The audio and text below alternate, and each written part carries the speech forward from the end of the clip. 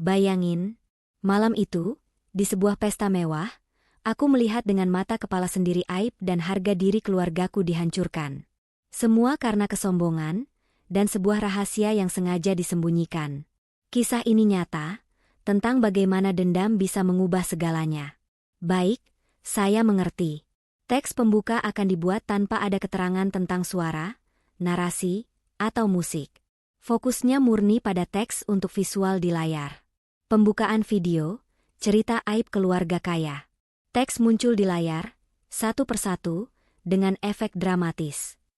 Bayangin, malam itu, di sebuah pesta mewah, aku melihat dengan mata kepala sendiri aib dan harga diri keluargaku dihancurkan. Semua karena kesombongan, dan sebuah rahasia yang sengaja disembunyikan. Kisah ini nyata, tentang bagaimana dendam bisa mengubah segalanya. Teks di layar berganti dengan tulisan, absen dulu. Yuk, klik tombol like dan subscribe. Sekarang biar kalian enggak ketinggalan cerita-cerita seru dari aku. Sekarang, coba komen di bawah, tulis nama, asal kota, dan bilang, hadir, ya ah. Siap-siap, karena setelah ini, enggak ada lagi yang bisa menutupi rahasia mereka. Pendar lampu kristal mewah yang menggantung di langit-langit aula ballroom Hotel Bintang 5 itu membuat mataku silau, bukan karena cahayanya yang terlalu terang, melainkan karena kemewahan yang terasa begitu asing. Gaun malam biru gelap yang membalut tubuhku terasa berat, bukan hanya karena jahitannya yang rumit, tapi juga karena rasa canggung yang membebani setiap langkahku. Aku berdiri di antara lautan manusia yang seolah-olah dilahirkan dengan sendok perak di mulut mereka, mengobrol dengan nada santai tentang harga saham, jet pribadi, dan liburan musim dingin di pegunungan Alpen. Aku, yang tumbuh dengan bisingnya suara motor ojek dan aroma masakan rumahan dari warung tetangga, merasa seperti alien yang tersesok ke planet lain. Namaku Laras, dan hidupku berubah drastis 6 bulan yang lalu, saat aku menikahi Dimas, seorang pria yang baik hati dan tulus, tetapi berasal dari keluarga yang sangat, sangat kaya. Pernikahan kami bagai dongeng modern yang membuat iri banyak orang. Pria tampan, kaya raya, dan mencintaiku dengan sepenuh hati. Tapi di balik semua kemewahan ini, ada sisi lain yang tak banyak orang tahu. Mertuaku, Bu Anggita, dan iparku, Rani. Mereka adalah potret nyata dari kesempurnaan. Bu Anggita selalu tampil elegan dengan perhiasan berlian yang berkilauan. Setiap perkataannya diatur dengan nada penuh wibawa, yang seringkali terasa seperti menghakimi. Sementara Rani, iparku yang berulang tahun malam ini, adalah replika sempurna dari ibunya. Cantik, modis, dan penuh percaya diri. Pesta ulang tahunnya ini adalah bukti dari status sosial mereka yang tak tertandingi. Seluruh ballroom didekorasi dengan bunga mawar putih segar, tirai sutra menjuntai indah, dan alunan musik klasik yang dimainkan oleh orkestra sungguhan. Ini bukan sekadar pesta, ini adalah deklarasi kekuasaan. Laras, jangan hanya diam di situ. Datanglah, perkenalkan dirimu. Suara Bu Anggita menusuk di antara riuh rendah percakapan. Ia menghampiriku, membawa segelas sampanye, dan memberikannya kepadaku. Matanya menyapu penampilanku dari atas ke bawah, seolah memastikan aku tidak membuat malu. Ingat, kita di sini bukan hanya untuk bersenang-senang. Ini adalah ajang untuk memperkuat jaringan bisnis kita. Aku tersenyum kaku dan mengangguk. Aku tahu itu. Sejak awal, aku diberitahu bahwa pernikahanku dengan Dimas bukan sekadar penyatuan dua hati, melainkan penyatuan dua nama keluarga. Meski nama keluargaku sama sekali tidak memiliki arti apa-apa di dunia mereka. Bu Anggita selalu menekankan hal ini, seolah aku adalah sebuah proyek yang harus ia poles agar sempurna. Bagaimana menurutmu, Ran? Gaun Lara sudah cukup pantas, kan? Bu Anggita bertanya pada Rani, yang baru saja selesai berfoto dengan beberapa teman sosialitanya. Rani menoleh sekilas, senyumnya dingin. Lumayan, Ma. Tapi menurutku, gaunnya terlalu sederhana untuk tema pesta kita malam ini. Tapi sudahlah, Mama sudah berbaik hati memilihkan, jadi jangan dikomentari lagi. Kata-kata Rani bagai ribuan jarum yang menusukku. Gaun ini, yang harganya jauh melampaui gaji setahunku sebelum menikah, masih dianggap sederhana oleh mereka. Aku menelan ludah, menahan emosi yang mulai membuncah. Dimas, suamiku, melihat raut wajahku dan segera datang menghampiri. Sayang, Kamu baik-baik saja? Bisiknya pelan di telingaku. Aku mengangguk, mencoba tersenyum. Aku baik-baik saja, Mas. Hanya sedikit lelah. Ran, bisakah kalian berhenti sejenak? Ini pesta ulang tahun Rani, bukan pameran busana, kata Dimas, nadanya tegas, tetapi tidak berani membantah ibunya secara terang-terangan. Dimas, Mama hanya memberi masukan. Laras harus belajar beradaptasi dengan lingkungan baru kita, jawab Bu Anggita, lalu menarik Dimas pergi. Ayo, nak, ada Tuan Richard yang ingin berbicara denganmu. Aku ditinggalkan sendirian lagi, berdiri di pojok ruangan, seperti patung pajangan yang tak punya suara. Jantungku berdebar kencang, perasaan tidak nyaman ini semakin memuncak. Aku mengambil napas dalam-dalam, mencoba menenangkan diri. Di tengah keramaian, mataku tak sengaja menyapu ke arah pintu masuk, tempat para tamu baru terus berdatangan. Mataku tertuju pada sosok yang sangat kukenal. Sosok yang seharusnya tidak ada di sini. Seorang wanita dengan perawakan mungil, mengenakan gamis sederhana berwarna krem yang sedikit usang. Rambutnya disanggul asal-asalan, wajahnya dihiasi senyum tulus yang selalu membuat hatiku hangat. Dia menenteng tas kain berisi kotak kecil, seolah-olah membawa bekal ke acara arisan RT. Wanita itu adalah ibuku. Dunia seolah berhenti berputar. Musik orkestra yang tadinya mengalun merdu mendadak terasa hampa. Suara tawa dan obrolan tamu-tamu kaya raya menjadi kebisingan yang tak berarti. Yang ada di pikiranku hanyalah satu hal, ibuku ada di sini. Aku tidak pernah memberitahunya tentang pesta ini. Sejak menikah, aku sengaja menjaga jarak antara kehidupanku yang sekarang dan ibuku. Bukan karena aku malu, tapi karena aku tahu betapa besarnya jurang pemisah di antara dua dunia ini. Aku tahu, ibu tidak akan pernah cocok dengan mereka. Ibuku adalah kehangatan dan kesederhanaan, sementara mereka adalah keangkuhan dan kemewahan. Aku tidak ingin ibuku dihina. Aku tidak ingin dia merasa kecil. Aku ingin segera menghampirinya, memeluknya, dan membawanya pulang sebelum ada yang menyadari kehadirannya. Tapi langkahku terasa berat, seperti ada beban tak terlihat yang menahan kakiku. Tiba-tiba, seorang petugas keamanan, berbadan tegap dan mengenakan jas hitam rapi, mendekati ibuku. Matanya menyapu daftar tamu di tabletnya, lalu beralih menatap ibuku dengan ekspresi bingung. Ibuku tersenyum dan menunjukkan kartu nama yang mungkin adalah undangan yang ia terima. Aku tahu, undangan itu pastilah dari Dimas. Suamiku, dengan segala kebaikannya, pasti diam-diam mengirimkan undangan untuk ibuku tanpa sepengetahuan keluarga. Hatiku terharu, namun di saat yang sama, rasa takut itu semakin besar. Ini adalah ide yang baik, tetapi di tempat yang salah.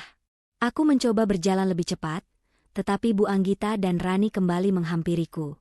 Laras, kenapa kamu terlihat panik? Dimas sedang bersama Tuan Richard. Sebaiknya kamu ikut bergabung, kata Bu Anggita, suaranya mengandung perintah yang tidak bisa dibantah.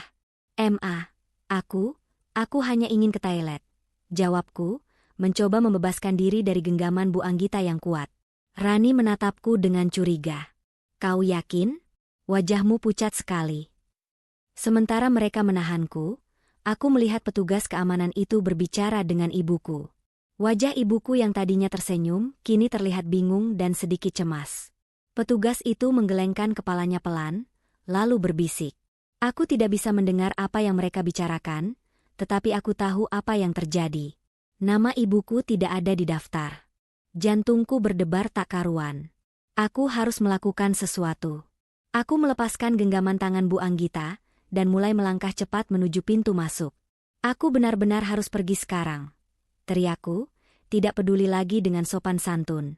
Aku berjalan setengah berlari, melewati para tamu yang menatapku dengan aneh.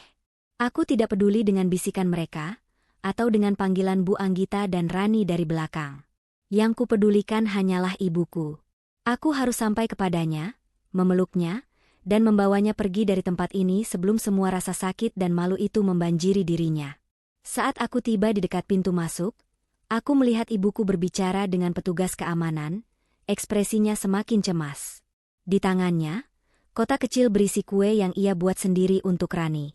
Kotak itu kini terlihat begitu kecil dan tak berarti di tengah kemegahan pesta ini. Tiba-tiba, Di balik punggungku, aku mendengar suara langkah kaki yang familiar. Suara hak sepatu yang beradu dengan lantai marmer. Suara itu begitu dekat, dan aku tahu itu adalah mertuaku. "Laras, berhenti," perintah Bu Anggita, suaranya menggema di tengah aula. Aku tak berani menoleh. Aku hanya ingin fokus pada ibuku. Aku harus segera membawanya pergi. "Permisi, Bu. Ada masalah?" tanya petugas keamanan itu. Bu Anggita menatap ibuku dari ujung rambut hingga ujung kaki. Ekspresi di wajahnya berubah dari kebingungan menjadi jijik. Matanya menyipit, bibirnya melengkung sinis. Dan tepat saat itu, aku tahu. Pertarungan antara dua dunia itu baru saja dimulai, dan ibuku sudah berada di garis depan. Ibuku adalah malaikat yang mengajarkanku segalanya tentang cinta dan pengorbanan. Dia menjahit baju untukku, memastikan perutku kenyang, dan membesarkanku dengan penuh kasih sayang seorang diri setelah ayah meninggal. Melihatnya berdiri di sini, di tempat yang seharusnya tidak dia kunjungi, hatiku hancur. Mertuaku, dengan seluruh kesombongan yang dimilikinya, mendekati ibuku. Aku mendengar setiap langkahnya terasa seperti palu yang menghantam kepalaku. Aku memejamkan mata, memohon agar ini semua hanyalah mimpi buruk. Namun, saat kubuka mata, pemandangan itu tetap di sana.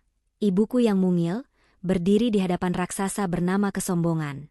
Ini adalah awal dari sebuah tragedi, dan aku tahu, aku tidak bisa membiarkannya terjadi.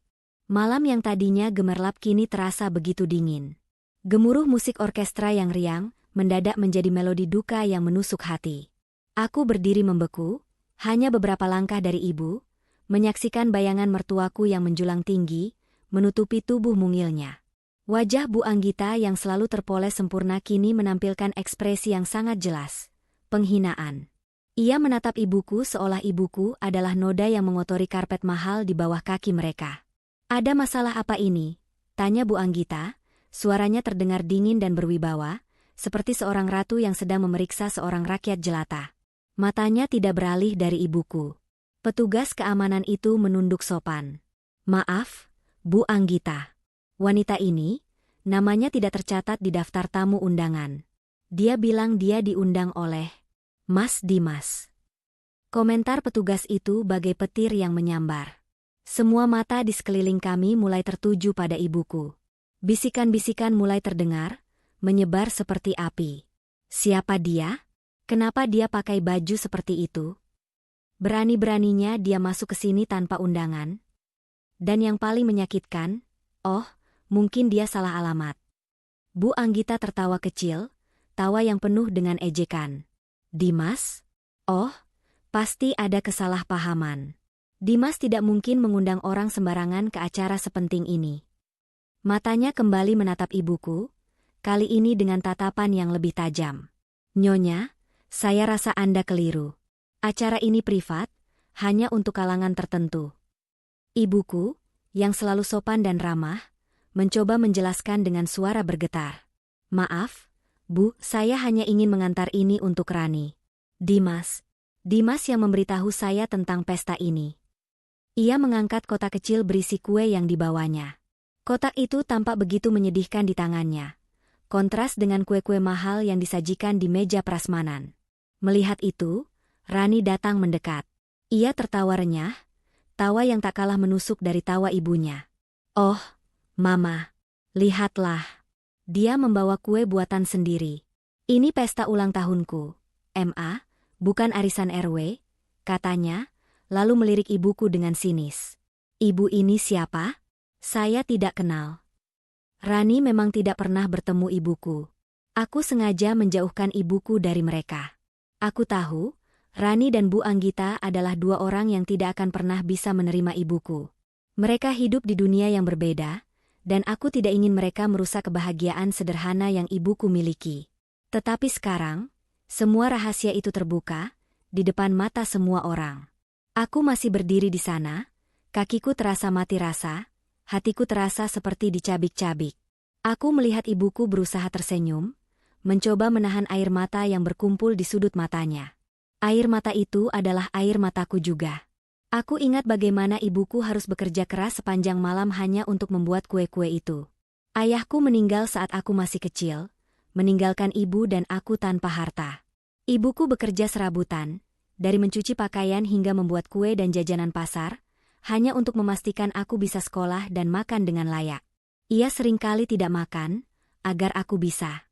Tangannya yang mungil, yang kini memegang kotak kue di depan Bu Anggita dan Rani, adalah tangan yang sama yang dulu menggendongku, membesarkanku dengan penuh keringat dan cinta. Maafkan saya, Nak. Saya tidak tahu acara ini sangat formal, kata ibuku, suaranya bergetar.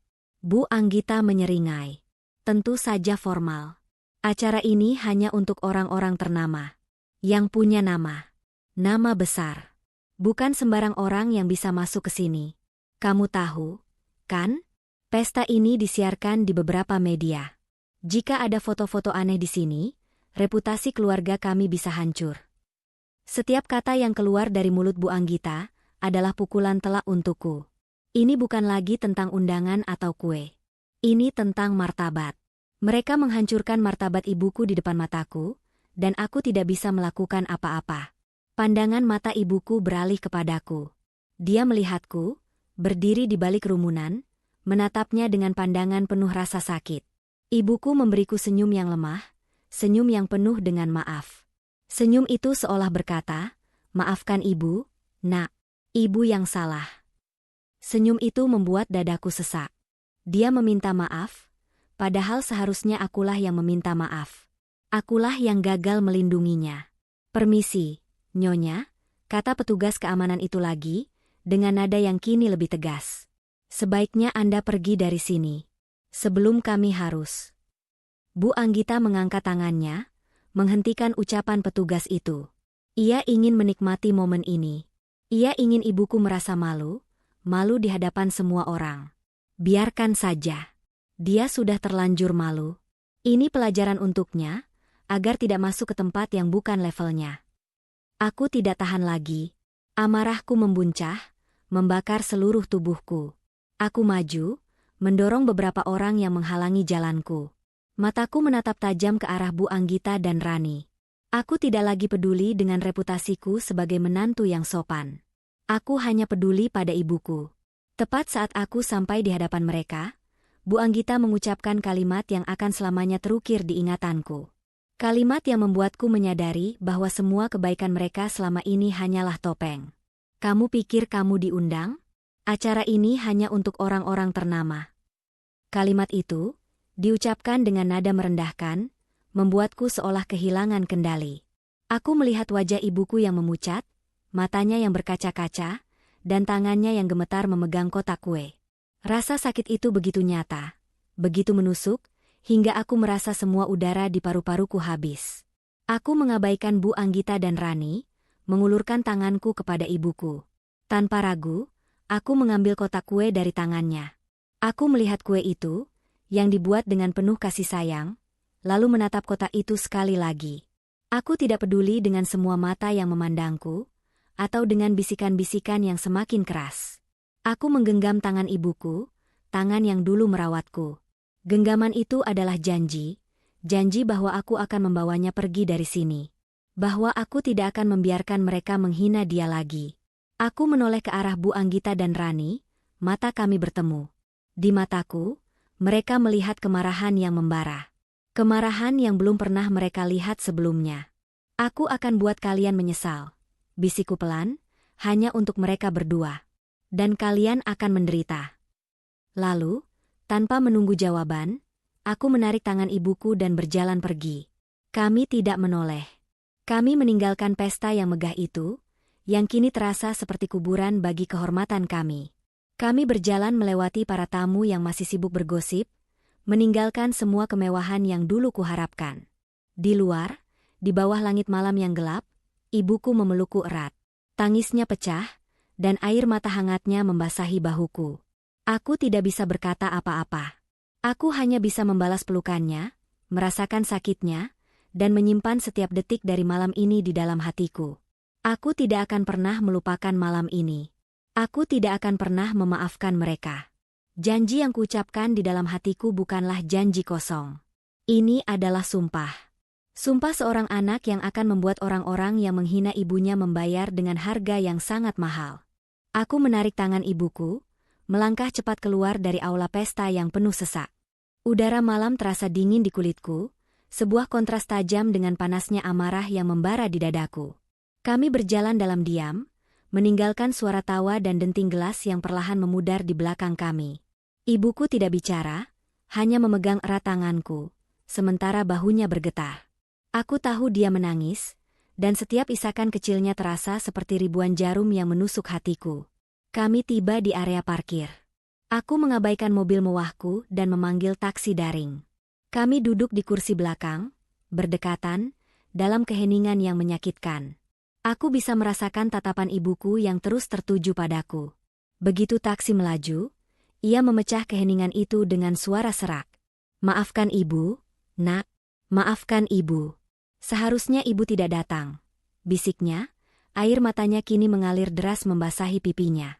Aku menggeleng kuat, menoleh ke arahnya. "Kenapa ibu minta maaf? Ibu tidak salah. Mereka yang salah. Mereka yang jahat." Suaraku meninggi, penuh dengan emosi yang tertahan. "Laras, jangan begitu. Mungkin ibu memang tidak pantas ada di sana. Dunia ibu dan dunia mereka terlalu berbeda." Aku mencengkeram tanganku sendiri. "Tidak, Bu. Tidak ada dunia yang terlalu berbeda untuk sebuah kebaikan dan kasih sayang. Mereka hanya buta, sombong, dan tidak punya hati. Mereka menghina ibu, menghina hasil kerja keras ibu. Lihat ini," aku menunjuk kotak kecil yang masih kugenggam. Kotak kue yang diberikan ibuku. Mereka bilang ini adalah kue arisan RW. Seketika, kenangan tentang bagaimana ibuku membuat kue-kue ini berkelebat di benakku. Aku ingat, seminggu yang lalu, aku menelepon ibuku dan memberitahunya bahwa Rani akan berulang tahun. Aku tidak bermaksud memintanya datang, hanya ingin berbagi cerita. Tapi ibuku, dengan segala kebaikannya, memutuskan untuk membuatkan kue kesukaan Rani. Aku tahu, ibu menghabiskan 3 hari penuh di dapur. Tangannya yang sudah keriput karena usia dan kerja keras itu tak henti menguleni adonan, mencampurkan bahan-bahan, dan menghias setiap kue dengan telaten. Dia tidak punya alat-alat canggih seperti koki hotel, tapi setiap kue itu dibuat dengan cinta yang tak terhingga. Dia bahkan meneleponku dengan bangga, mengatakan bahwa kue-kuenya pasti akan disukai. Air mataku tumpah, membasahi pipi. Aku tak bisa menahannya lagi. Mereka tidak tahu, Bu.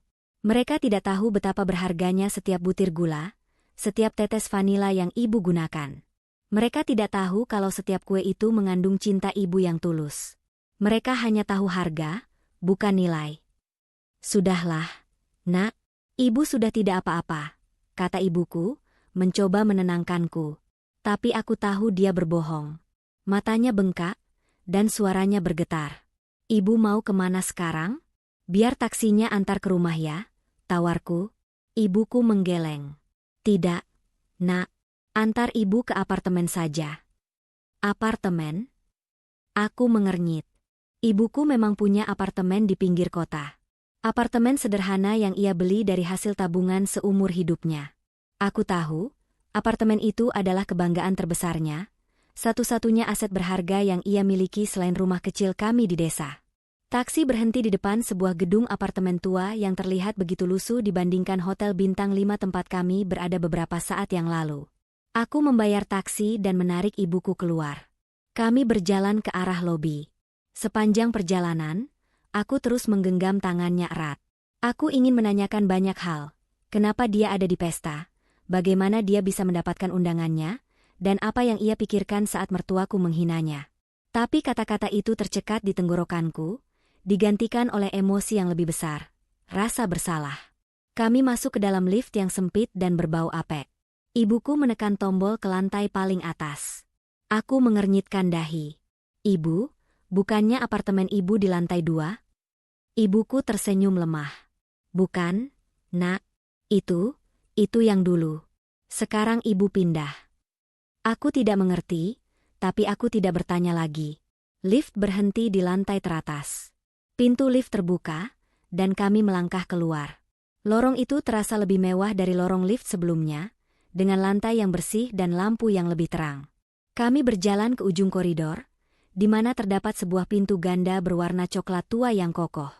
Ibuku mengeluarkan sebuah kunci, bukan kunci biasa, tetapi kunci dengan sensor sidik jari.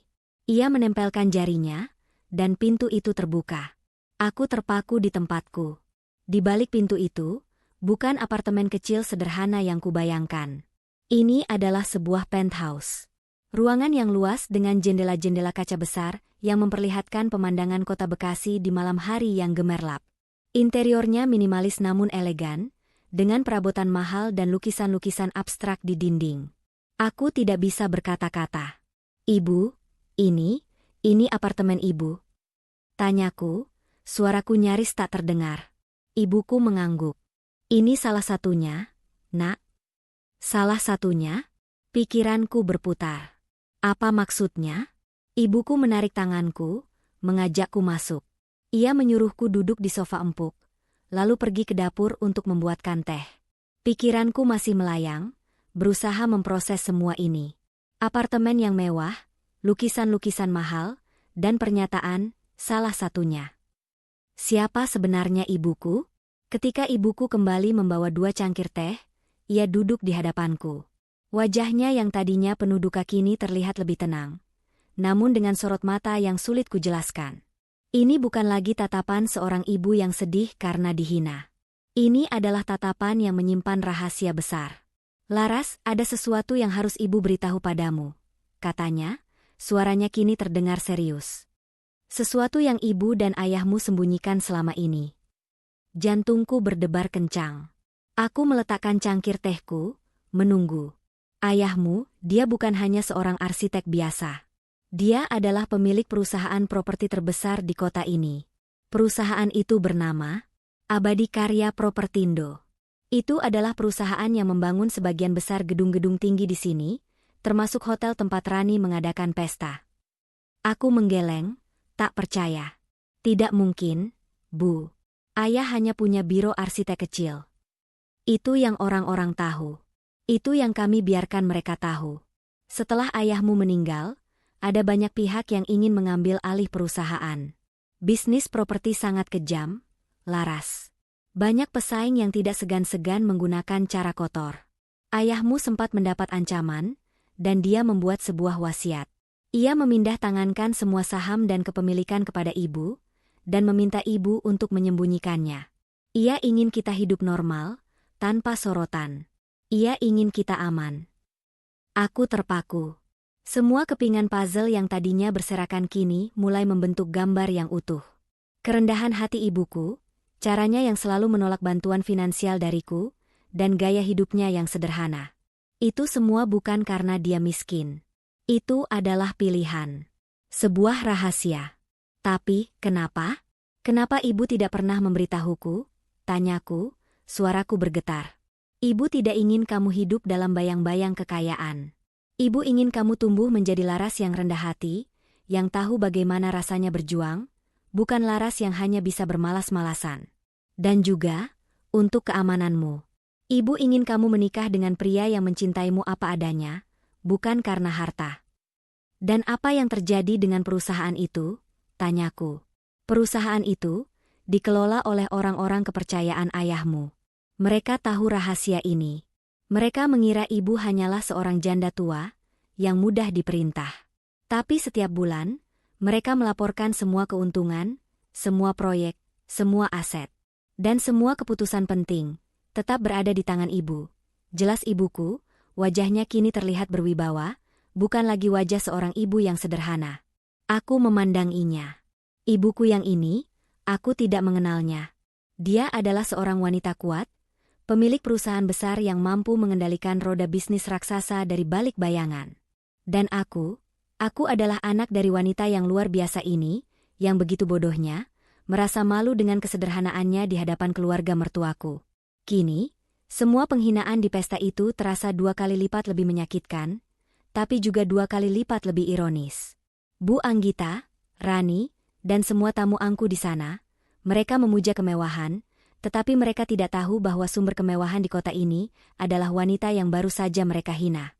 Wanita yang mereka sebut tidak pantas, dan bukan siapa-siapa. Kemarahan yang tadinya membara kini berubah menjadi tekad yang membeku. Aku bangkit dari sofa, menatap ibuku dengan tatapan yang penuh janji. Bu, sudah cukup. Sudah cukup kita bersembunyi. Sudah cukup kita dihina. Sekarang, mereka akan menyesal. Mereka akan menyesal telah membuat kesalahan terbesar dalam hidup mereka.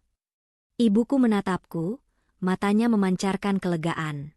Ia tahu, aku bukan lagi anak kecil yang perlu dilindungi. Aku sudah menjadi wanita yang akan berdiri di sisinya, siap melawan siapapun yang berani menyentuh harga diri kami. Malam beranjak larut. Kota Bekasi dari balik jendela penthouse ibuku terlihat seperti lautan bintang yang berkelip. Namun, gemerlap itu tak mampu meredakan badai yang bergejolak di dalam diriku.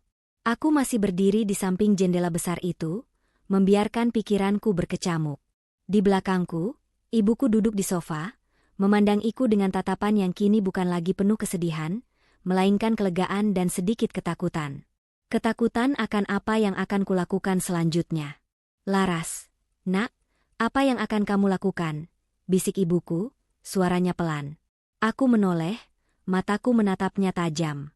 Tatapan itu bukan lagi tatapan seorang anak yang rapuh, melainkan tatapan seorang komandan yang baru saja menerima perintah perang.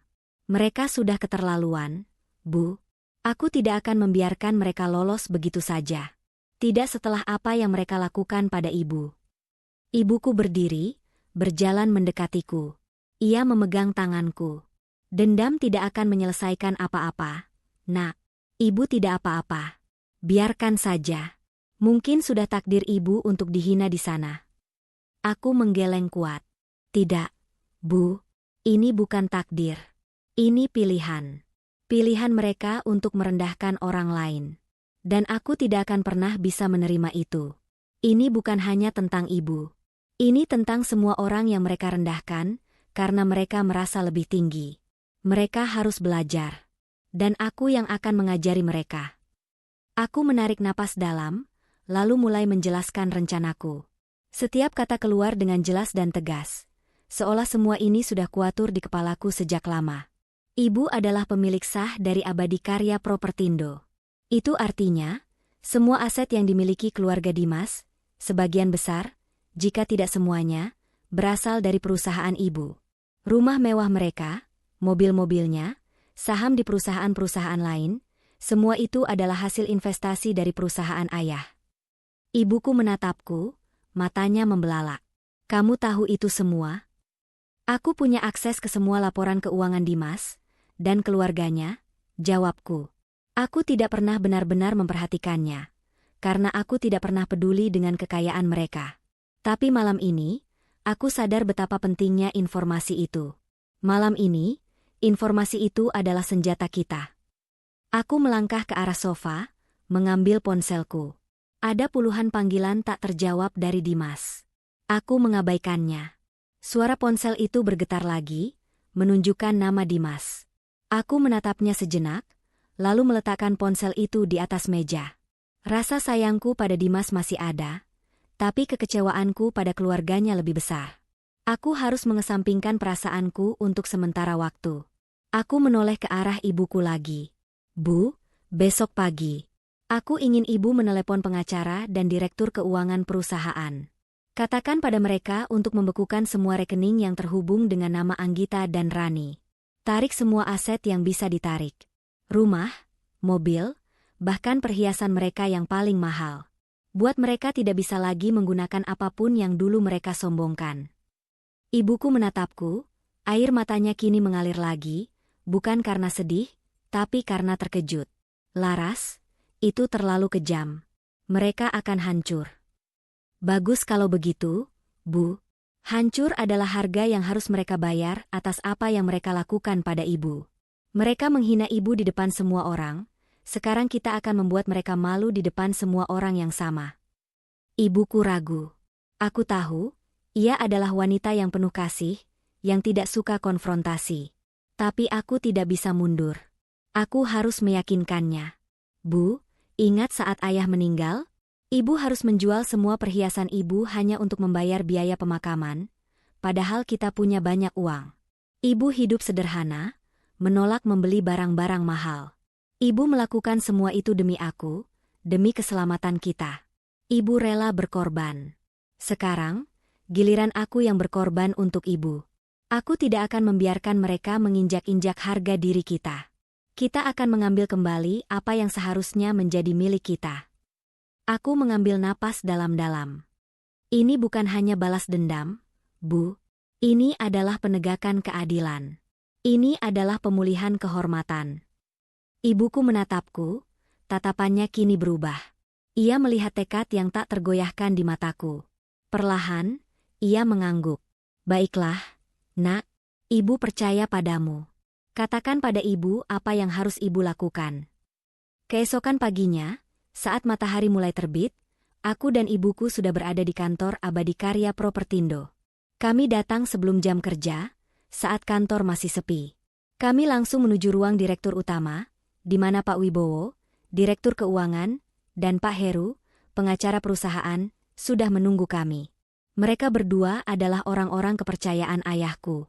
Mereka menatap ibuku dengan terkejut, melihat penampilannya yang sederhana. Aku tahu mereka mengira ibuku hanya seorang ibu rumah tangga biasa yang tidak mengerti apa-apa tentang bisnis.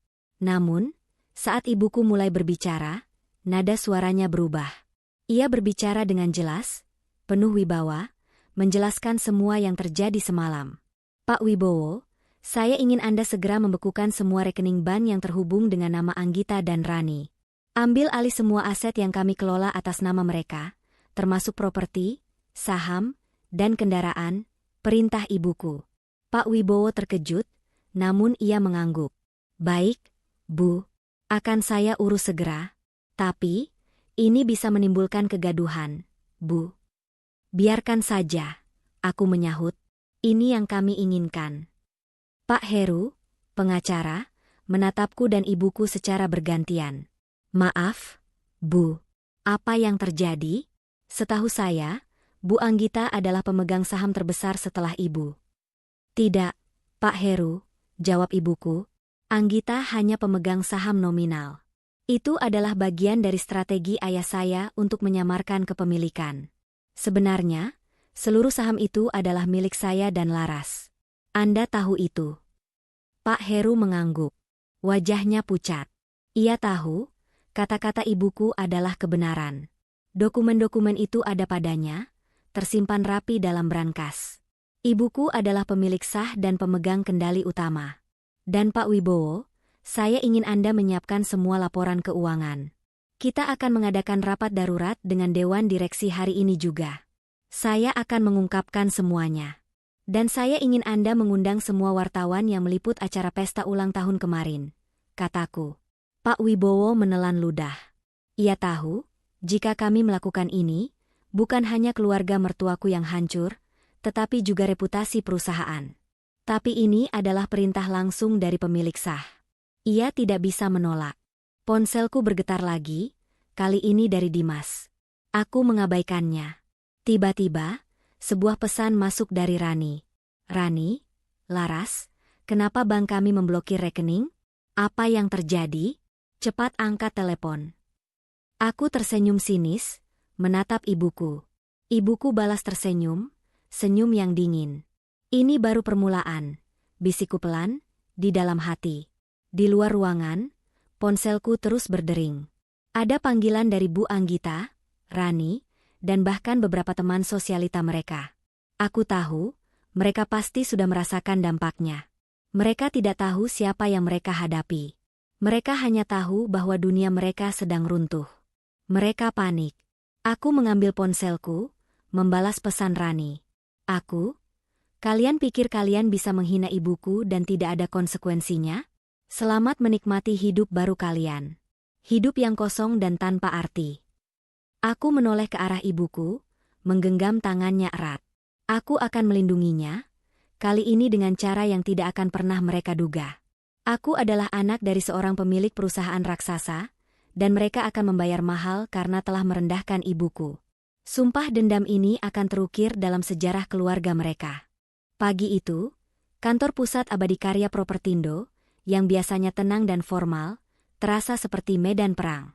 Aku dan ibuku menunggu di lobi utama, di depan resepsionis yang terlihat gugup. Wajahnya yang pucat dan tangannya yang gemetar saat memegang telepon menunjukkan bahwa ia tahu ada sesuatu yang tidak beres. Tidak lama kemudian, sebuah mobil mewah berhenti dengan suara decitan ban yang kasar di depan pintu masuk. Dari sana, keluarlah Bu Anggita, Rani, dan Dimas, dengan wajah panik yang tak pernah kulihat sebelumnya. Bu Anggita, yang biasanya tampil anggun, kini terlihat berantakan. Rambutnya sedikit acak-acakan, dan matanya memerah. Rani berjalan di sampingnya, menangis histeris. Sementara Dimas, suamiku, menatapku dengan tatapan tak percaya dan marah. Mereka berlari menghampiri kami, mengabaikan tatapan heran dari para karyawan yang baru saja tiba. "Laras, apa-apaan ini? Kenapa rekeningku diblokir?" teriak Bu Anggita, suaranya melengking. "Kamu yang melakukan ini, kan? Kamu mau menghancurkan kami?" Rani menunjuk ke arahku dengan jari gemetar. "Kau gila. Apa salah kami? Kenapa kau begitu jahat?" Aku menatap mereka dengan tenang, tanpa berkedip. Kemarahan mereka adalah musik paling merdu yang pernah kudengar. Di sampingku, ibuku berdiri tegar, memegang tanganku erat, memberiku kekuatan. "Apa salah kalian?" jawabku, suaraku datar. "Coba pikirkan lagi. Mungkin ada sesuatu yang kalian lupakan. Semalam?" Dimas melangkah maju, wajahnya memerah karena amarah. "Laras, apa-apaan ini? Kenapa kamu membekukan rekening ibuku?" jawab aku. "Dimas, bukankah aku sudah bilang, aku akan membuat kalian menyesal? Inilah penyesalannya," kataku, tanpa sedikit pun keraguan. Bu Anggita tertawa sinis. "Penyesalan? Kau pikir kau siapa? Kau menantu kami, Laras. Semua yang kau miliki sekarang berasal dari kekayaan kami. Berani-beraninya kau melakukan ini pada kami." Rani menambahkan, dengan air mata yang terus mengalir, "Aku tahu kau tidak pernah cocok dengan keluarga kami. Kau sengaja menghancurkan kami karena iri. Iri karena kau tidak pernah bisa menjadi bagian dari kami." Aku tidak bisa menahan senyum sinisku. Ironis sekali, mereka menuduhku iri, padahal merekalah yang akan terkejut melihat siapa yang sebenarnya memiliki segalanya. Tepat saat itu, Pak Wibowo dan Pak Heru keluar dari lift. Mereka membawa berkas-berkas tebal dan tablet di tangan mereka.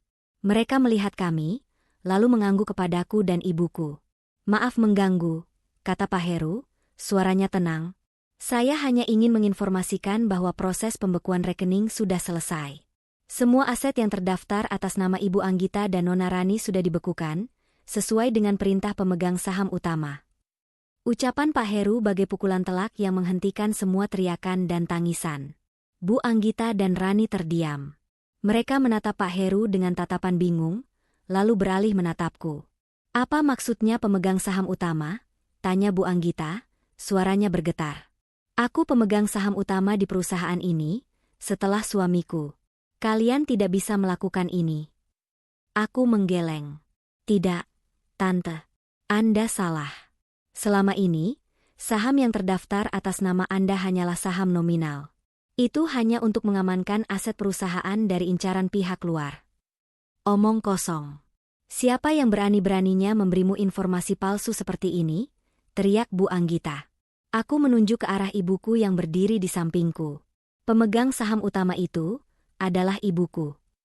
Reaksi mereka tak bisa dilukiskan. Dimas, Bu Anggita, dan Rani menatap ibuku dengan tatapan tak percaya. Mereka mengamati penampilannya yang sederhana, gamis yang usang, dan tas kain yang kini sudah kutinggalkan di mobil. Mereka tidak bisa mencocokkan wajah ibuku dengan sosok pemilik perusahaan raksasa yang mereka bayangkan.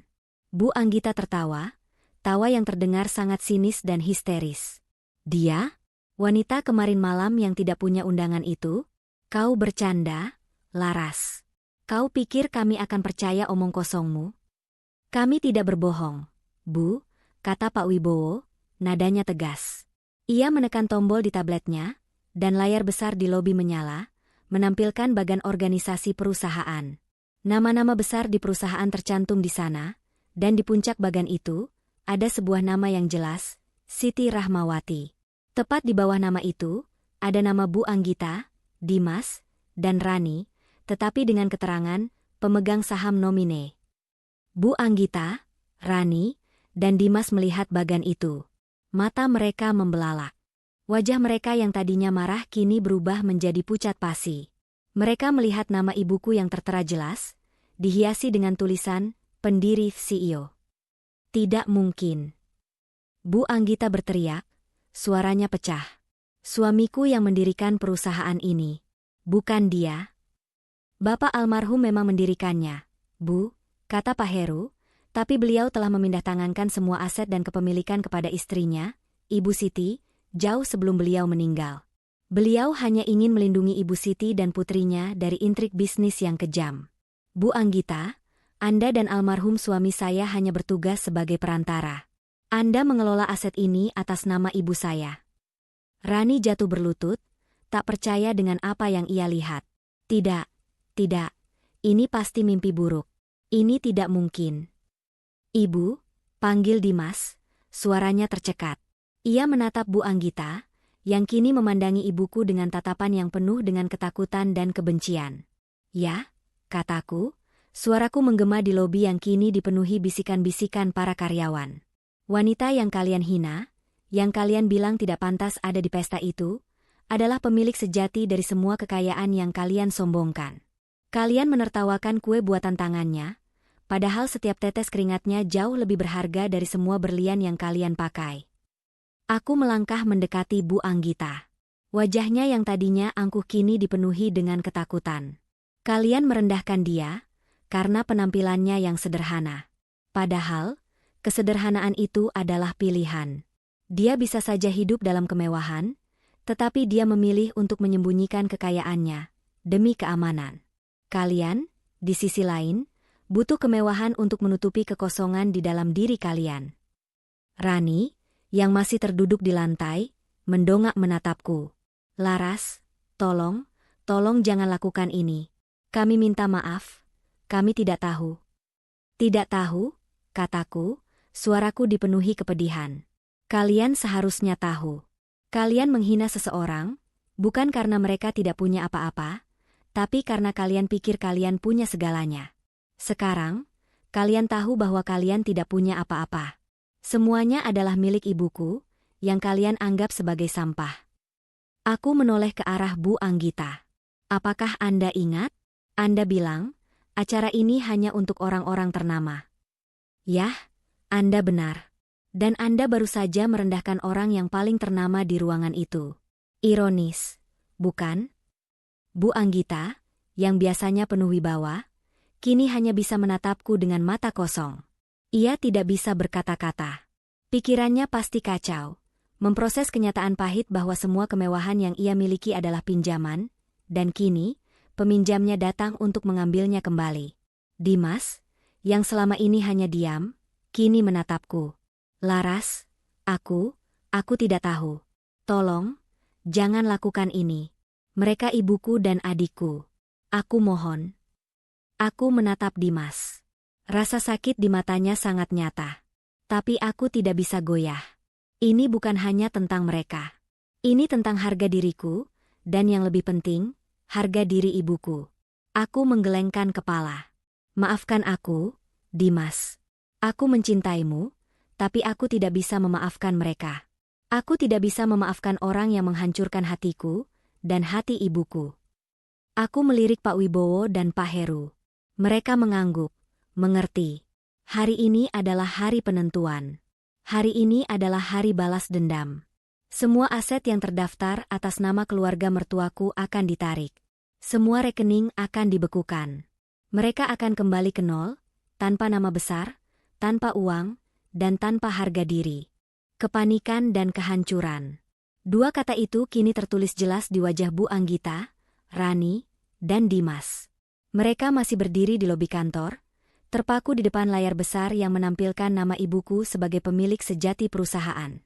Semua yang mereka banggakan, semua yang mereka sombongkan, kini terbukti hanya topeng. Topeng yang mereka pakai untuk menutupi kenyataan bahwa mereka hanyalah boneka yang digerakkan oleh uang ibuku. Bu Anggita mencoba untuk kembali berteriak, tapi suaranya tercekat. Ia menatap ibuku dengan mata penuh kebencian dan ketidakpercayaan. Ini tidak mungkin. Kau tidak bisa melakukan ini pada kami. Kami yang membesarkan perusahaan ini. Kami yang bekerja keras. Aku tidak bisa menahan tawa. Tawa yang pahit. Anda bekerja keras? Anda bekerja keras berpesta, berbelanja, dan menghina orang lain, bukan? Perusahaan ini dibangun oleh ayahku, dengan keringat dan darahnya. Ibuku yang mengendalikannya dari balik layar. Anda, dan keluarga Anda, hanya menikmati hasilnya.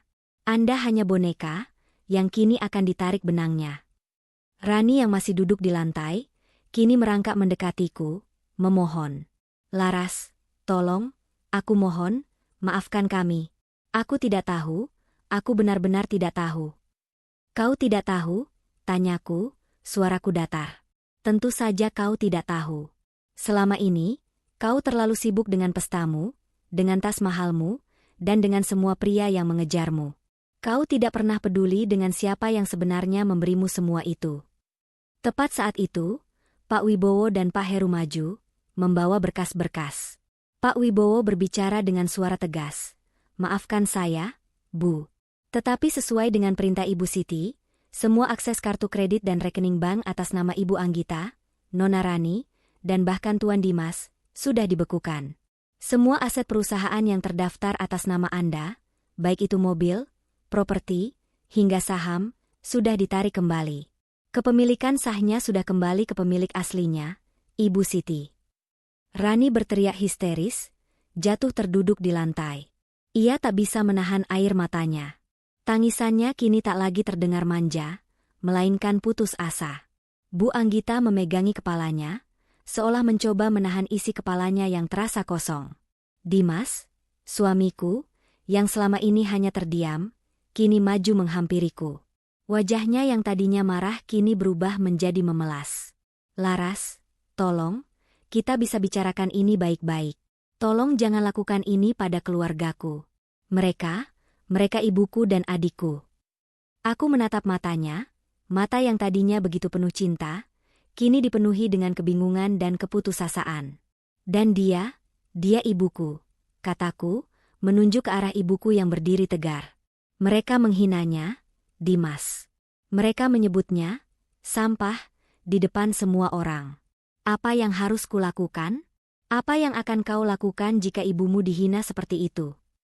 Dimas tidak bisa menjawab. Dia menunduk, tak mampu menatap mataku.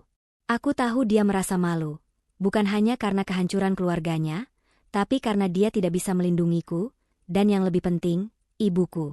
Aku mencintaimu, Dimas. Aku sangat mencintaimu, kataku, air mata mulai menggenang di mataku. Ini adalah perpisahan yang berat. Tapi aku tidak bisa bersama denganmu, jika hatimu terbelah. Aku tidak bisa memaafkan mereka, karena mereka menghina orang yang paling berharga dalam hidupku. Aku membuang pandangan, tidak sanggup menatapnya lagi. Kalian akan diantar keluar oleh petugas keamanan.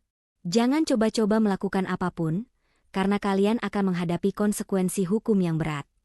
Bu Anggita berteriak, kau gila. Aku akan melaporkanmu. Kau tidak bisa mengambil semua yang kami miliki. Silakan.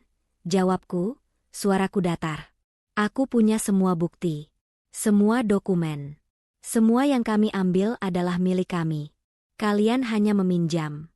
Dan kini, kami sudah mengambilnya kembali. Beberapa petugas keamanan datang. Mereka mengarahkan Bu Anggita, Rani, dan Dimas ke pintu keluar. Rani masih menangis dan memohon. Bu Anggita masih berteriak histeris. Sementara Dimas, dia hanya diam, menatapku dengan mata yang penuh penyesalan. Aku tahu, penyesalan itu tulus. Tapi sudah terlambat. Tepat saat mereka melangkah keluar dari pintu lobi, beberapa wartawan yang sudah kuundang sejak pagi, langsung mengerumuni mereka. Puluhan kamera menyorot wajah mereka yang pucat. Mikrofon diulurkan ke arah mereka. Apa yang terjadi? Apa benar rekening keluarga Anda dibekukan? Apa benar aset Anda ditarik kembali? Bu Anggita, yang tadinya penuh wibawa, kini hanya bisa menunduk, menyembunyikan wajahnya. Rani menutupi wajahnya dengan kedua tangan, tak kuasa menahan malu. Dimas, Dengan tatapan kosong, hanya diam saja. Momen ini, momen yang kuharapkan, kini menjadi kenyataan. Mereka, yang selalu bangga dengan status sosial mereka, kini dipermalukan di depan semua orang, di depan kamera, di depan mata seluruh kota. Aku menatap ibuku, yang berdiri di sampingku. Ia menatapku, matanya kini penuh dengan kelegaan. Kami menang. Kemenangan ini bukanlah kemenangan yang manis. Ada kepahitan di dalamnya. Tapi ini adalah kemenangan yang kami butuhkan untuk memulihkan kehormatan kami. Sudah, Nak, bisik ibuku. Kita sudah selesai di sini. Kita sudah membalas dendam. Aku mengangguk. Ya, Bu. Kita sudah selesai. Kami berjalan keluar dari lobi kantor, meninggalkan mereka yang hancur di belakang kami. Langit pagi itu terasa begitu cerah. Rasanya seperti sebuah beban berat telah diangkat dari bahuku. Kami masuk ke mobil, dan aku mengantarkan ibuku ke apartemennya. Selama perjalanan, kami tidak berbicara banyak. Kami hanya duduk dalam diam, menikmati kemenangan kami. Saat kami tiba di apartemennya, ibuku memelukku. Terima kasih, Nak. Ibu bangga padamu. Aku membalas pelukannya. Aku melakukannya untukmu, Bu. Hanya untukmu. Meskipun balas dendam ini terasa pahit, aku tahu bahwa ini adalah satu-satunya jalan. Jalan yang harus kulalui untuk memulihkan kehormatan ibuku, dan untuk menunjukkan kepada dunia bahwa tidak ada yang berhak merendahkan orang lain, hanya karena mereka merasa lebih tinggi. Kehancuran itu terasa begitu nyata saat Bu Anggita, Rani, dan Dimas tiba di rumah. Gerbang rumah mewah mereka, yang biasanya terbuka lebar, kini tertutup rapat. Seorang petugas keamanan, bukan dari tim mereka, berdiri di depan gerbang. Saat Bu Anggita mencoba masuk, pria itu menghentikannya. Maaf, Bu Anggita, kata petugas itu dengan nada sopan namun tegas. Properti ini sudah disita. Sesuai dengan perintah dari pemilik sahnya, Ibu Siti Rahmawati. Wajah Bu Anggita memucat. Kau gila. Aku pemilik rumah ini. Aku akan melaporkanmu. Silakan, Bu, jawab petugas itu, tanpa gentar. Kami memiliki surat-surat resmi.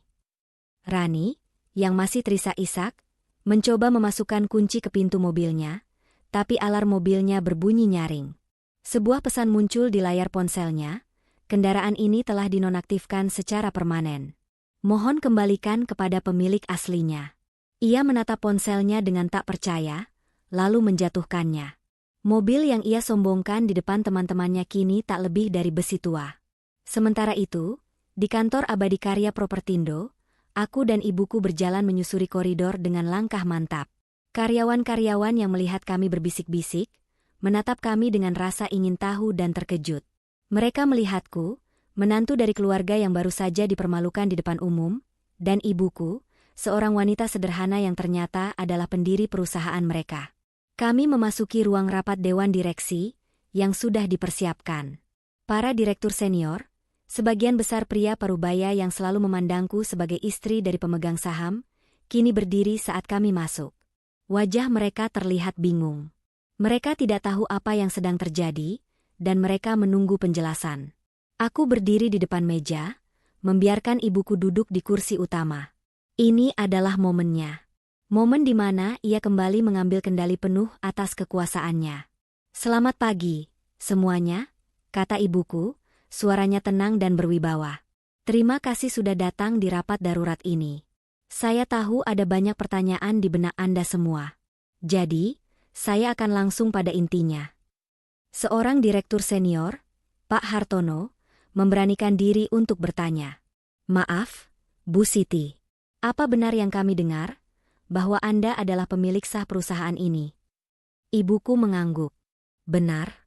Saya adalah pemilik perusahaan ini, yang saya dirikan bersama almarhum suami saya.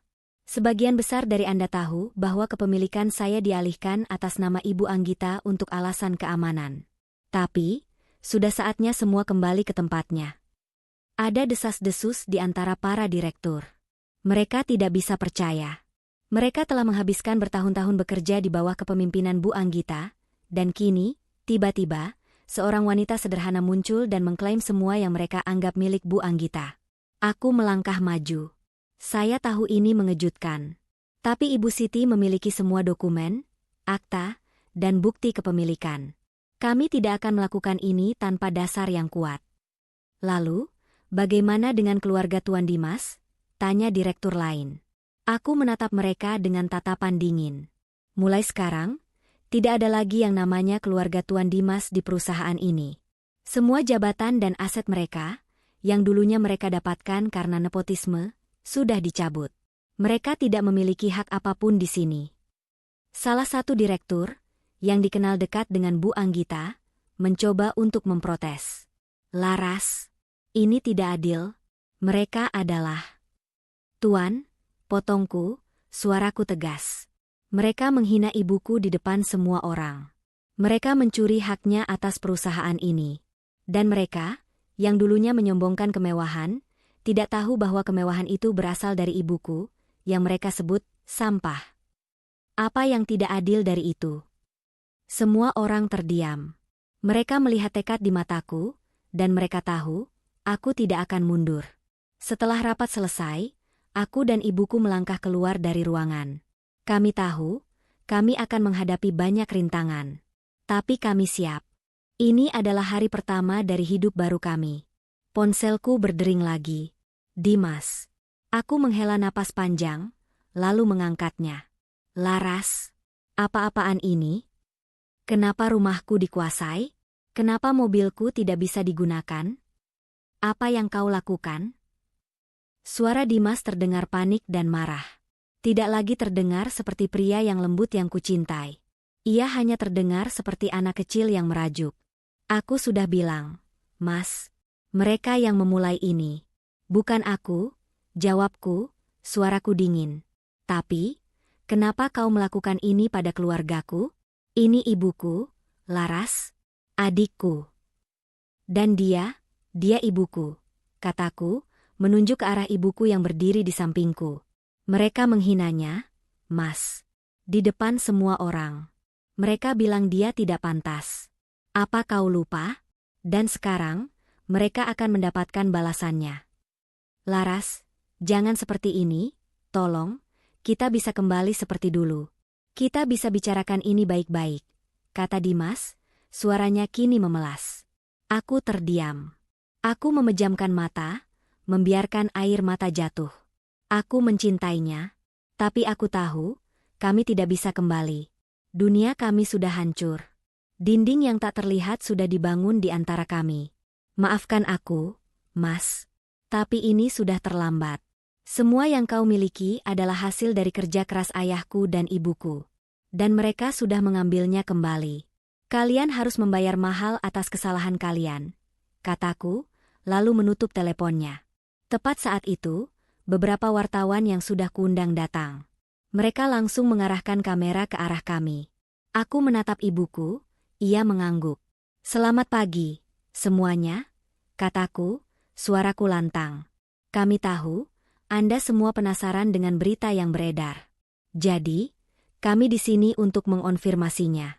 Semua aset dan rekening atas nama Ibu Anggita, Nona Rani, dan Tuan Dimas sudah dibekukan. Mereka tidak lagi memiliki hak apapun atas perusahaan ini. Wajah para wartawan terkejut. Mereka tidak menyangka bahwa berita itu benar. Dan untuk mengklarifikasi, ibu saya, Ibu Siti Rahmawati, adalah pemilik sah dari Abadi Karya Propertindo. Beliau adalah pendiri perusahaan ini bersama almarhum ayah saya. Semua yang mereka miliki adalah pinjaman, dan pinjaman itu kini sudah ditarik kembali, kataku. Sontak, seluruh wartawan mulai mengajukan pertanyaan. Aku menjawab setiap pertanyaan dengan tenang, menjelaskan semua yang terjadi. Aku tahu, berita ini akan menyebar ke seluruh kota, dan keluarga mertuaku akan hancur. Tapi aku tidak peduli. Ini adalah harga yang harus mereka bayar atas apa yang telah mereka lakukan. Setelah konferensi pers selesai, aku dan ibuku berjalan keluar dari kantor. Aku memegang tangannya erat. Kemenangan ini terasa pahit, tapi juga melegakan. Akhirnya, kami bisa hidup tenang. Tanpa bayang-bayang mereka. Pagi berganti siang, siang berganti malam. Hari-hari berlalu. Berita tentang kejatuhan keluarga kaya yang sombong itu menyebar seperti api di seluruh kota. Mereka yang dulu memuja Bu Anggita dan Rani kini bergosip tentang kebangkrutan mereka. Perusahaan Abadi Karya Propertindo, di bawah kepemimpinan ibuku dan aku, kembali bersinar. Kami membersihkan semua praktik korup dan mengganti manajemen lama yang tidak kompeten dengan orang-orang yang berbakat. Ibuku, yang tadinya hanya seorang ibu rumah tangga biasa, kini duduk di kursi pimpinan, memimpin rapat dengan wibawa dan kebijaksanaan yang mengejutkan semua orang. Aku mengambil peran sebagai wakil direktur, yang bekerja langsung di samping ibuku. Aku belajar dengan cepat, memahami seluk-beluk bisnis properti yang begitu rumit. Kami bekerja dari pagi hingga larut malam. Dulu, aku sering merasa lelah dengan tuntutan sosialita, tapi kini, kelelahan ini terasa berbeda. Ini adalah kelelahan yang memuaskan, karena aku tahu, aku sedang membangun sesuatu yang nyata. Sementara kami sibuk membangun kembali perusahaan, hidup Bu Anggita, Rani, dan Dimas hancur. Aku tahu itu, karena aku masih memiliki beberapa sumber di antara pelayan dan supir mereka yang setia kepadaku. Mereka menceritakan bagaimana Bu Anggita, yang dulu tidak pernah mau menyentuh pekerjaan rumah tangga, kini harus membersihkan apartemen sewaan kecil mereka sendiri.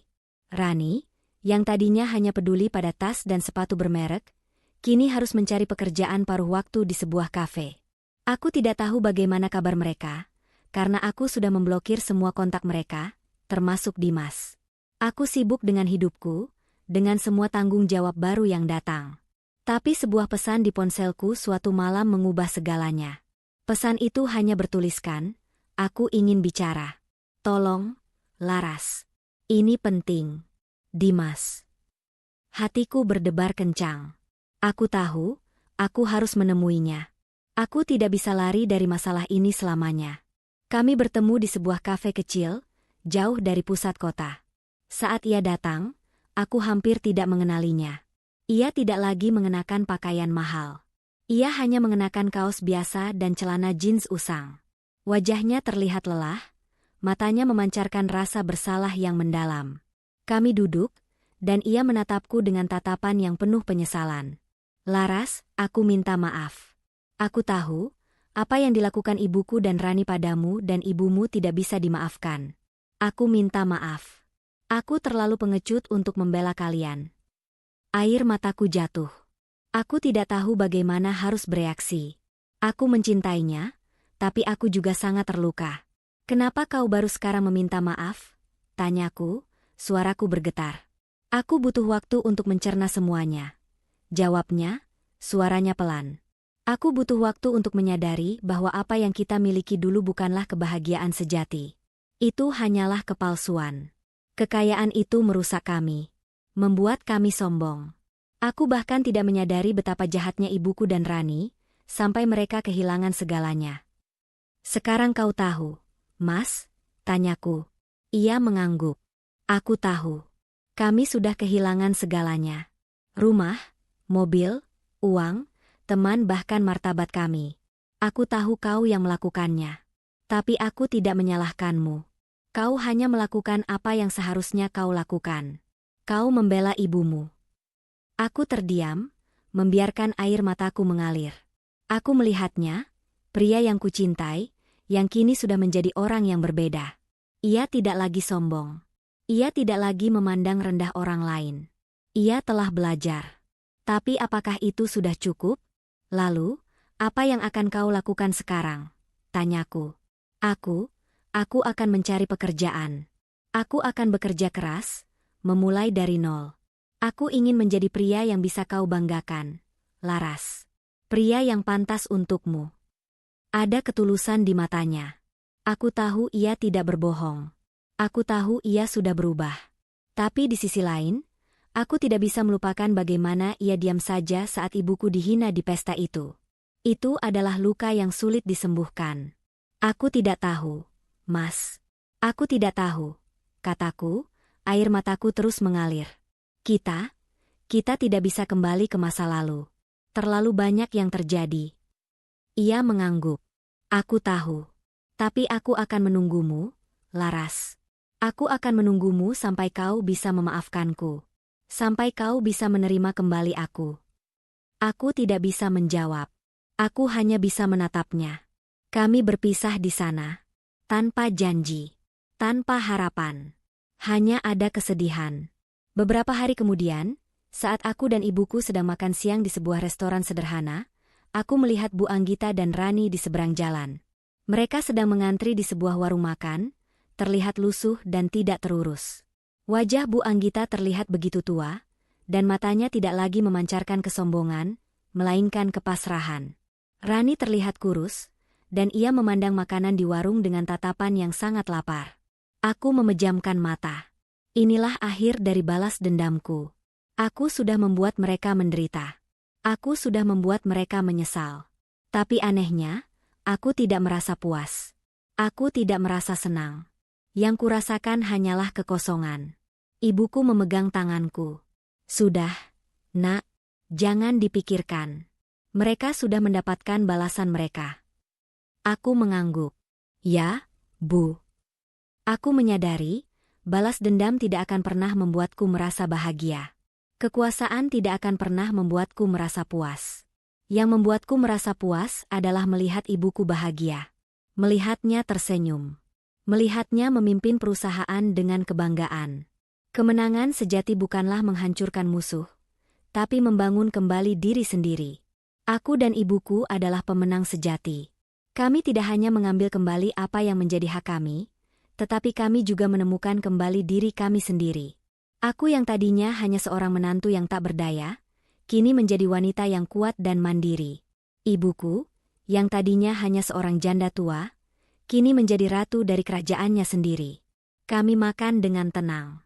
Di luar sana, Bu Anggita dan Rani masih mengantri makanan. Aku tahu, hidup mereka tidak akan pernah kembali seperti dulu. Tapi, hidupku dan ibuku juga tidak akan pernah kembali. Kami adalah dua orang yang baru, yang lahir dari abu dendam, yang kini siap memulai hidup baru yang lebih baik. Hari-hari berlalu menjadi minggu, dan minggu menjadi bulan. Hidupku dan ibuku berubah total. Kami tidak lagi hidup dalam bayang-bayang. Kami berada di depan, memimpin, dan membangun. Ibuku, dengan segala kebijaksanaannya, terbukti menjadi pemimpin yang luar biasa. Ia tidak hanya mengendalikan perusahaan, tetapi juga merawat hati para karyawannya. Ia membuka program-program sosial, membantu mereka yang membutuhkan, dan memastikan bahwa perusahaan ini bukan hanya tempat mencari keuntungan, tapi juga keluarga. Sementara ibuku sibuk dengan pekerjaannya, aku sibuk dengan diriku sendiri.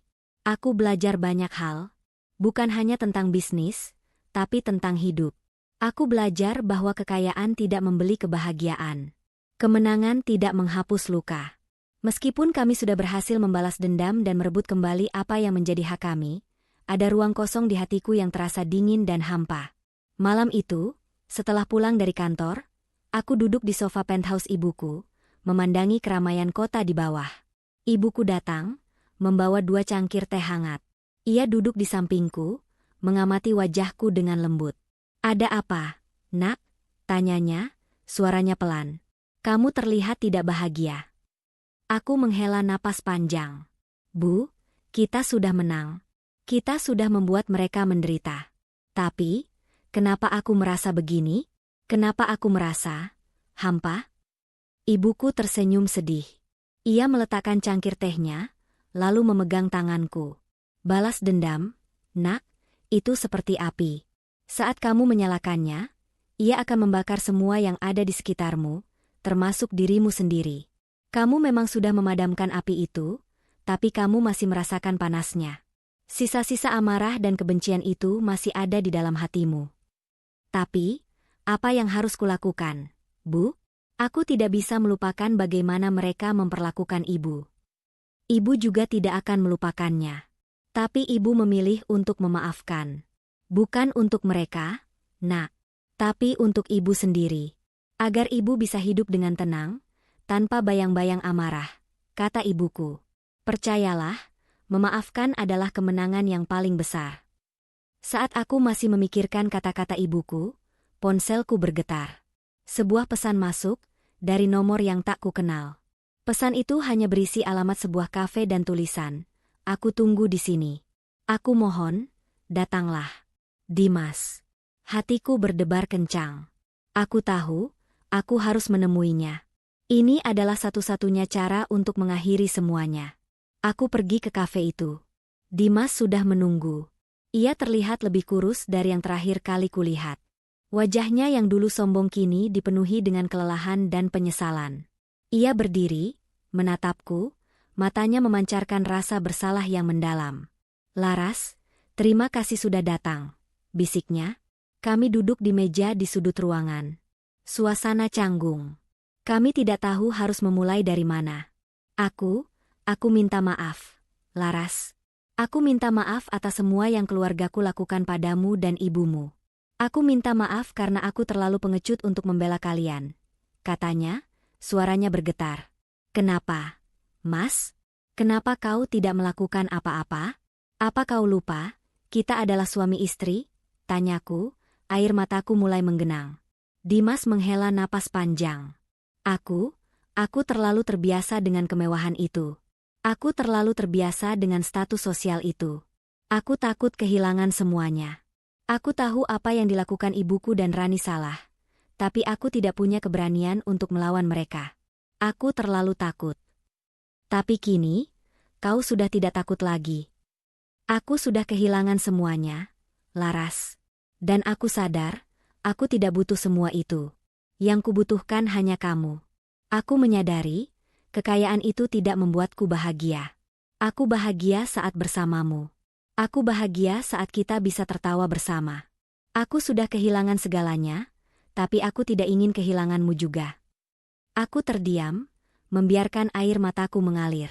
Aku melihat ketulusan di matanya. Aku tahu ia tidak berbohong. Ia sudah benar-benar berubah. Ia sudah menjadi pria yang lebih baik.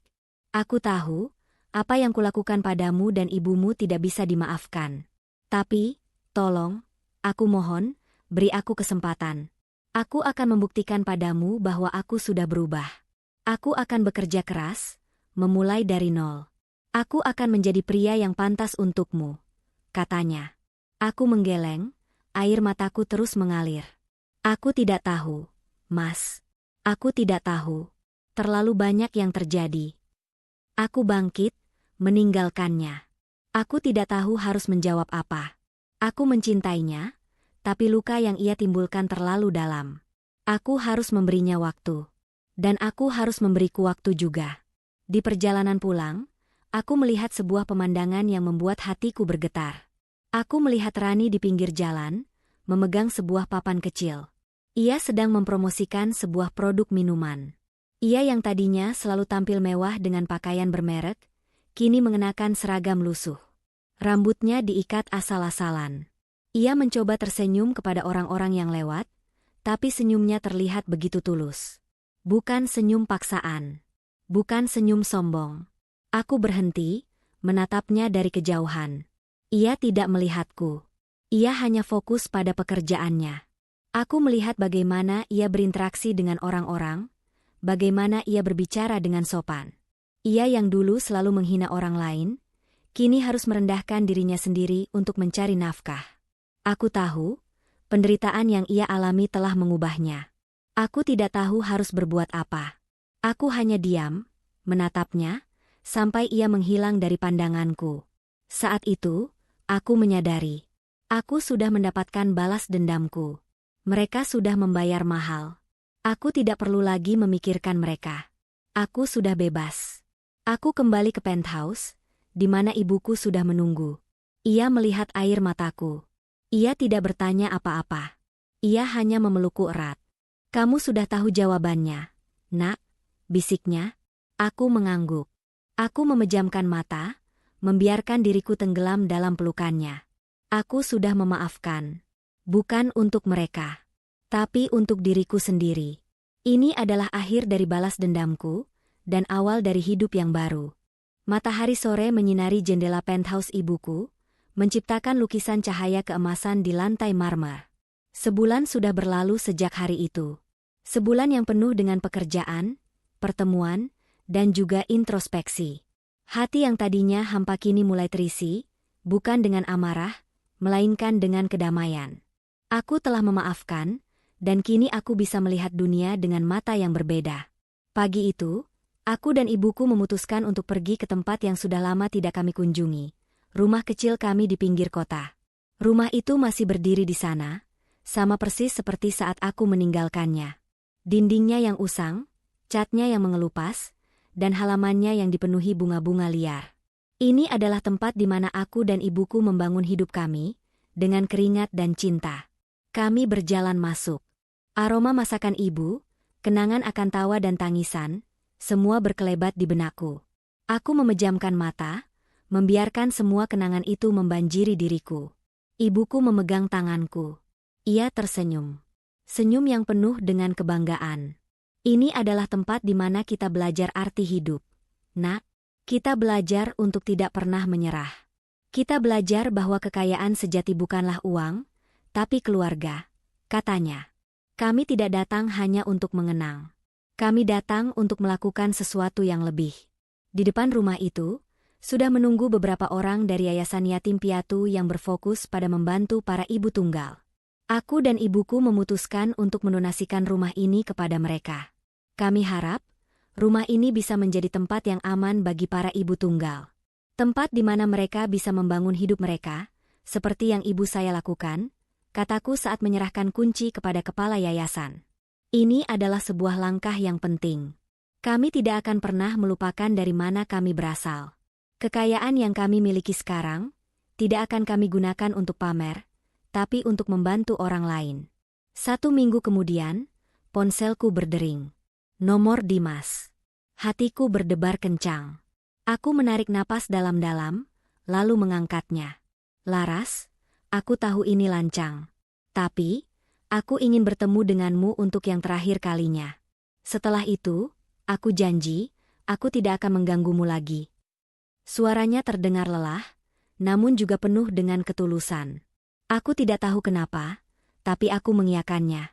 Kami bertemu di sebuah taman kota yang sederhana, bukan di kafe mewah atau restoran mahal. Ia duduk di bangku kayu, mengenakan kemeja yang sudah usang. Di sampingnya, ia membawa sekotak kue. Aku mengernyitkan dahi. Kue itu terlihat seperti kue yang dibuat oleh ibuku. Aku minta maaf, Laras. Aku minta maaf atas semua yang keluargaku lakukan. Aku minta maaf karena aku tidak pernah berani membela kalian. Katanya, matanya berkaca-kaca. Kenapa kau membawa kue itu? Tanyaku, suaraku bergetar. Dimas tersenyum. Aku belajar membuat kue. Sama seperti ibumu. Aku sadar, semua uangku tidak ada gunanya jika aku tidak bisa membuat hal-hal yang berharga. Aku ingin kau tahu, aku sudah berubah. Aku sudah menjadi pria yang lebih baik. Aku akan memulai hidupku dari nol. Tanpa bantuan siapapun. Aku ingin membuktikan pada diriku sendiri bahwa aku bisa berhasil, tanpa nama keluargaku, tanpa uang mereka. Aku tidak bisa menahan air mataku. Aku melihat ketulusan yang luar biasa di matanya. Aku tahu, ia benar-benar berubah. Ia tidak lagi sombong. Ia tidak lagi angkuh. Ia sudah menjadi pria yang kucintai dulu. Aku tidak bisa melupakan semua yang terjadi. Mas, kataku, luka itu terlalu dalam. Dimas mengangguk. Aku tahu. Dan aku tidak akan memintamu untuk melupakannya. Aku hanya ingin memintamu untuk memaafkanku. Beri aku 1 kesempatan lagi. Aku akan membuktikan padamu bahwa kita bisa membangun hidup kita bersama, bukan di atas kekayaan, tapi di atas cinta, kejujuran, dan kerja keras. Aku menatapnya. Aku melihat masa depan yang cerah di matanya. Aku melihat cinta yang tulus. Aku tahu, balas dendam tidak akan membuatku bahagia. Kekayaan tidak akan membuatku bahagia. Kebahagiaan sejati hanya bisa kutemukan bersamanya, dengan membangun hidup yang baru, yang jauh lebih berarti. Aku mengangguk. Air mataku mengalir deras. Baiklah, Mas. Aku akan memberimu 1 kesempatan. Tapi, kita akan membangunnya bersama-sama. Aku tidak akan memberimu uang. Kita akan mulai dari nol. Dari tempat di mana aku dan ibuku memulai hidup kami.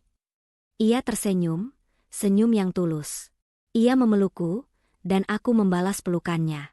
Aku tahu, aku telah membuat keputusan yang benar. 2 tahun kemudian, Abadi Karya Propertindo menjadi perusahaan yang lebih besar dan lebih baik. Perusahaan kami tidak lagi hanya membangun gedung-gedung mewah, tapi juga membangun perumahan yang layak untuk masyarakat miskin. Kami tidak lagi hanya mengejar keuntungan, tapi juga kebaikan. Ibuku adalah pimpinan yang dicintai. Ia seringkali bercerita tentang bagaimana ia dulu bekerja keras, dan bagaimana ia tidak pernah menyerah. Ia menjadi inspirasi bagi semua orang. Sementara itu, Dimas bekerja keras di sebuah perusahaan konstruksi kecil. Ia memulai dari bawah, tapi ia bekerja dengan jujur dan dengan penuh semangat. Ia tidak lagi memikirkan uang. Ia hanya memikirkan kebahagiaan. Dan aku adalah wanita yang paling bahagia di dunia. Aku tidak lagi peduli dengan kemewahan.